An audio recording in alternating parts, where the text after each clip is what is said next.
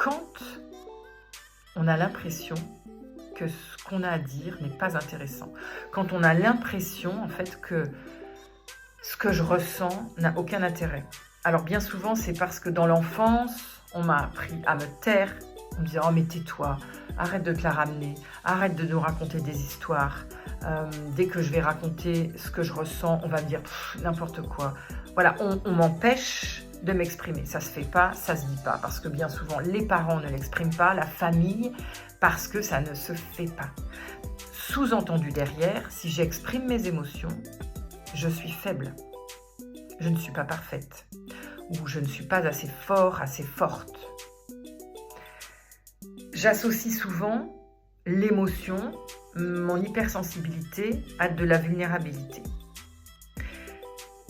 Si je me suis tellement empêchée d'exprimer, de parler, de verbaliser ce que je ressentais, j'ai fini par croire que ce que je ressentais n'avait aucun intérêt. Et que du coup, si je l'exprimais, ça allait être mal perçu, on n'allait rien comprendre, j'allais être mal reçue ou pas reçue du tout, voire même non considérée. J'ai travaillé avec une cliente ce matin sur justement cette notion de « je ne sais pas quoi dire ». Alors, plutôt que de passer pour quelqu'un de non intéressant, je préfère ne rien dire. Ce qui se passe, c'est qu'au fur et à mesure du temps, je me coupe de ce qui vibre à l'intérieur de moi. Je me coupe de qui je suis profondément. Je mets une espèce de carapace. Je tue mes émotions. Je n'exprime et je ne verbalise rien. Parce que je préfère être tranquille. Comme ça, on ne vient pas m'embêter. Je n'ai pas de compte à rendre. Je ne vais pas non plus être dans une réaction qui va me challenger, me perturber. Et petit à petit, ce qui va se passer, c'est que je vais me couper de moi.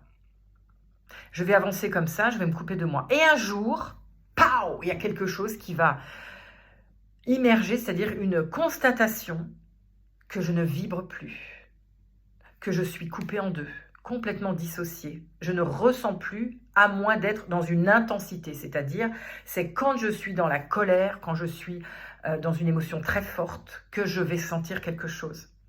Et du coup, je m'identifie tout le temps à l'émotion, je ne sais plus qui je suis sans l'émotion.